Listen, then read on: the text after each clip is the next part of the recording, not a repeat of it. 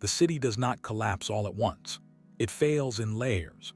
First the lights flicker, then the pumps slow, then the traffic stalls in directions it was never meant to hold. Elevators freeze between floors. Fuel stations go dark.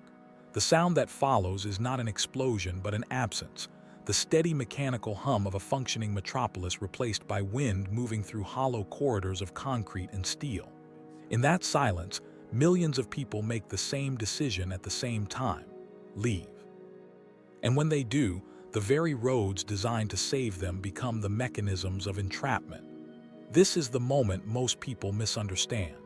Survival in an urban collapse is not about speed. It is about route intelligence. It is about understanding the forbidden corridors, the paths that look safe but become fatal choke points within hours. The danger begins with geometry. Modern cities are engineered for efficiency, not evacuation. Traffic networks are optimized for daily commuting patterns, which means predictable directional flow during morning and evening peaks. When a collapse event occurs, whether triggered by grid failure, cascading infrastructure breakdown, or sudden hazard, the flow reverses, fragments, and collides with itself. Highways designed for inbound capacity in the morning suddenly face outbound pressure from every on-ramp simultaneously. Interchanges that handle gradual merging become compression chambers. Analysis of evacuation modeling after major hurricanes shows that lane reversal alone cannot compensate for spontaneous behavioral surges. The misunderstanding is simple. People believe more lanes equal more safety. In reality, more lanes increase merge friction and vehicle density, amplifying the probability of gridlock once fuel scarcity, accidents, or disabled vehicles introduce friction. Hidden beneath the asphalt is the science of throughput and failure cascade. Traffic flow follows a principle known as critical density. Once vehicle density surpasses a threshold, small disturbances, braking, stalled engines, minor collisions, propagate backward as shockwaves, reducing average speed to zero. This is not speculation. It has been repeatedly demonstrated in controlled traffic studies. One disabled vehicle in a high-density evacuation corridor can reduce throughput by up to 40% within minutes. The evidence is not dramatic but mathematical. Urban transportation models show that evacuation capacity is often overestimated by planners because they assume orderly departure and fuel availability. Survival implication. If you join the primary evacuation artery after the density threshold is crossed, you are not escaping. You are immobilizing yourself inside a kinetic trap with finite fuel and no redundancy. The escalation emerges when secondary failures compound the primary gridlock. Fuel delivery systems depend on electric pumps. Even stations with backup generators are limited by stored diesel and mechanical maintenance cycles. Without power, credit systems fail, halting transactions even if fuel exists underground. People abandon vehicles when tanks approach empty. Abandoned vehicles then narrow lanes, creating physical obstructions that emergency responders cannot easily clear without heavy equipment. The transition here is critical. Once roads become parking lots, survival shifts from vehicular mobility to foot-based navigation. And most urban residents have no mental map of pedestrian-safe corridors beyond their neighborhood. Now consider bridges. Bridges appear as lifelines because they span barriers, rivers, rail yards, industrial zones. In collapse conditions, they become focal compression points. Engineering analysis reveals why. Bridges are designed for distributed load under regulated traffic, not static mass accumulation from immobilized vehicles combined with pedestrian surge. While structural failure is rare under design loads, the greater risk is access restriction. Law enforcement may close bridges to prevent overcrowding or structural strain. If a bridge becomes impassable, all upstream routes terminate abruptly. The misunderstanding is that crossing water equals safety. The hidden science is that water crossings reduce route optionality to zero. Once committed to a bridge approach, lateral escape paths diminish. Evidence from evacuation case studies shows that choke points near bridges account for disproportionate delays. Survival implication: never allow a water barrier to become the sole vector in your exit strategy. Escalation intensifies when communication networks degrade. Cellular towers rely on grid power with battery backup lasting hours, not days. As towers drop offline, navigation applications lose real-time traffic data. People revert to instinct or memory, but cognitive mapping under stress is flawed. Studies in disaster psychology demonstrate that humans default to familiar routes even when those routes are compromised. This cognitive inertia funnels populations toward the same arterial roads, increasing density precisely where flexibility is lowest. Transition: if the main arteries are compromised and bridges are choke points, what remains are the forgotten grids, service roads, maintenance corridors, and non-obvious alignments embedded within the city's infrastructure skeleton. Every city contains an underlayer of mobility routes invisible to daily commuters. Utility easements run parallel to highways, often fenced but continuous. Rail corridors slice through districts in straight lines because trains cannot tolerate steep gradients or sharp turns. Flood control channels, though dangerous during storms, become linear corridors during dry conditions. Industrial back roads connect warehouses and distribution hubs, designed for heavy trucks that require wide turning radii and reinforced pavement. These routes are not secret in a conspiratorial sense. They are overlooked because they are not optimized for comfort. The danger is that most people never evaluate them until the primary system fails. Analysis of rail corridors reveals both promise and peril. Rail lines maintain grade separation from roads in many sections, allowing uninterrupted travel across districts. The ballast, crushed stone beneath the tracks, provides drainage and stability, but is punishing to traverse on foot without proper footwear. Misunderstanding arises when individuals assume rail tracks are safe because trains may stop during collapse. Hidden science contradicts that assumption. Freight rail operations often continue under independent power and communication systems.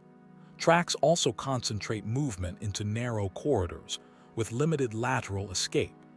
Evidence from emergency management guidelines advises against using active rail lines as evacuation routes due to unpredictable train movement and limited visibility around curves. Survival implication: rail corridors are high-risk mobility options unless confirmed inactive and assessed for alternative egress points. Flood control channels present a different calculus. Engineered to move stormwater rapidly, they often remain dry outside heavy precipitation. Their straight geometry allows rapid foot travel free from vehicle congestion. However, their design includes steep concrete embankments that are difficult to climb quickly. The hidden principle is hydraulic response time. Urban runoff can transform a dry channel into a torrent within minutes if upstream rainfall intensifies, even if local skis appear clear. Hydrological data from flash flood events confirm that water levels can rise meters in less than 15 minutes.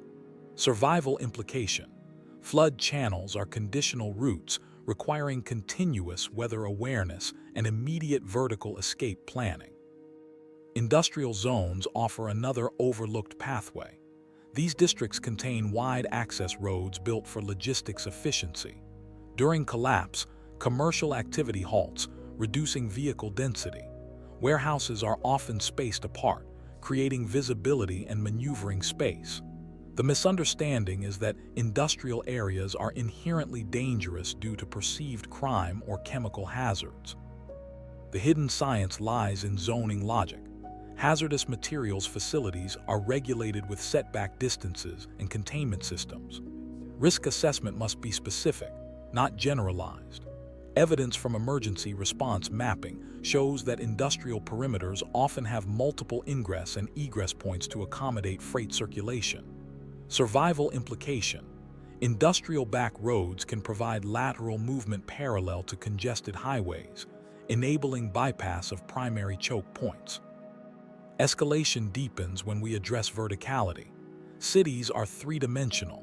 Parking structures, elevated transit platforms, pedestrian overpasses, and rooftop connections form layered mobility networks. In gridlock conditions, vehicles trap ground-level movement, yet elevated walkways may remain passable. Structural engineering principles confirm that pedestrian loads are significantly lighter than vehicular loads, allowing elevated structures to remain stable even when traffic below is frozen. The misunderstanding is psychological. People equate elevation with exposure. The hidden science suggests that visibility from elevation enhances route assessment, enabling identification of downstream obstructions before commitment. Evidence from urban search and rescue operations highlights the value of vertical reconnaissance in planning safe passage. Survival implication. Controlled use of elevation can restore situational awareness lost at street level. But each alternative route introduces its own hazard profile. Service tunnels may flood or accumulate toxic gases due to ventilation shutdown. Subway systems, while seemingly direct, depend on powered ventilation and pumping. Without active drainage, groundwater infiltration can create rising water hazards. Electrical systems may remain energized unpredictably. Transportation authorities document that underground environments require active life safety systems to remain safe for occupancy. Survival implication. Underground transit routes are among the most dangerous options once grid power fails. The countdown accelerates as supply chains fracture. Grocery stores rely on just-in-time delivery cycles measured in days. When transportation halts, shelves empty rapidly. This drives additional movement as individuals travel farther in search of resources, increasing traffic density on secondary routes. The misunderstanding is that collapse is static. In reality, it is dynamic, with human movement patterns shifting hourly. Hidden science from network theory shows that when one node fails, load redistributes across adjacent nodes, potentially overwhelming them. Evidence from disaster logistics demonstrates cascading congestion when alternative roads absorb diverted traffic beyond capacity. Survival implication. Route selection must account not only for current congestion, but for anticipated redistribution as others adapt. Escalation reaches a critical phase when emergency services themselves become constrained. Ambulances and fire engines require navigable corridors. If roads are blocked, response times expand exponentially. This shifts risk from acute injury to untreated secondary conditions: dehydration, heat stress, exposure. Urban heat island effects amplify temperatures in concrete-dense zones. Thermal imaging studies reveal that asphalt can exceed ambient air temperature by over 20 degrees Celsius during peak sun exposure. Survival implication. Stalled vehicles become heat traps. Choosing a route without shade planning can convert mobility delay into medical emergency. Transition now to the concept of forbidden routes, not because they are illegal, but because they violate habitual thinking. Most people equate evacuation with outward radial movement, away from city center toward suburban perimeters. Yet population density does not dissipate uniformly. Certain peripheral highways funnel multiple districts into a single corridor before branching. In contrast, lateral movement across grid patterns may reduce density before attempting outward travel. The hidden science is spatial distribution modeling. By moving perpendicular to the primary evacuation vector, one can avoid the highest density gradient. Evidence from crowd dynamics research shows that side-channel dispersal reduces crush risk and throughput delay. Survival implication. The safest initial move may not be away from the city, but across it, toward lower density sectors. As the countdown continues, water becomes the decisive factor. Municipal water systems depend on electric pumps and elevated storage tanks. Gravity provides limited duration supply. When pressure drops, contamination risk increases due to backflow. People seeking water converge on known sources, parks with fountains, community centers, rivers. Rivers seem intuitive but present contamination and current hazards. The misunderstanding is that visible water equals potable water. The hidden science of urban runoff indicates that rivers downstream of cities carry concentrated pollutants during infrastructure failure. Evidence from water quality monitoring after major storms shows spikes in bacterial counts and chemical contaminants. Survival implication: route planning must integrate water purification capability or pre-identified safe sources. Escalation is not merely physical but temporal. The first 12 hours determine mobility options. By 24 hours, abandoned vehicles and resource competition alter route safety. By 48 hours, fatigue and dehydration impair decision-making. The transition here is critical. Route intelligence must be pre-event knowledge, not improvised under stress. Mapping alternative corridors. Understanding elevation changes. Identifying bridge redundancies. These are preparatory acts grounded in engineering awareness, not paranoia. Beneath all of this lies the core principle. Cities are systems of systems. Transportation, power, water, communication, they interlock. When one falters, stress transfers to others. Forbidden routes are not secret passageways. They are paths that require understanding the engineering logic of the city rather than following the crowd. The collapse countdown is measured not only in hours but in decisions. Every intersection is a branching variable. Every overpass is a potential trap or vantage point. The difference between entrapment and escape is rarely distance. It is comprehension. The danger intensifies when weather intervenes. Rain reduces tire traction, increasing accident probability on already dense routes. Wind can close elevated bridges. Heat accelerates dehydration in stalled vehicles. Cold magnifies hypothermia risk if engines cannot provide warmth. Meteorological data shows that even moderate environmental stressors amplify casualty rates during infrastructure failure. Survival implication: route selection must incorporate forecast awareness, not merely topography. As population clusters shift, law enforcement may establish controlled perimeters to manage flow. Roadblocks intended to maintain order can inadvertently create bottlenecks. The misunderstanding is to interpret these controls as barriers rather than signals. Hidden science in crowd management emphasizes that controlled flow, even if slower, prevents catastrophic surge. Evidence from large-scale event planning demonstrates that unregulated dispersal leads to higher injury rates than moderated egress. Survival implication: sometimes the visible restriction is safer than the unregulated shortcut. And so the investigation deepens. Beneath the familiar map of the city lies another map, one defined by load tolerance, hydraulic gradients, thermal exposure, and network redundancy. To navigate collapse is to read that hidden map in real time. Every route carries a physics profile. Every corridor has a failure threshold. The countdown does not announce itself with sirens. It unfolds in pressure differentials, density curves, and the quiet mathematics of overload. The question is no longer whether the city can fail. It is how you move when it does. And movement, in the end, is not about fleeing the skyline. It is about understanding the skeleton that holds it upright and knowing which bones fracture first.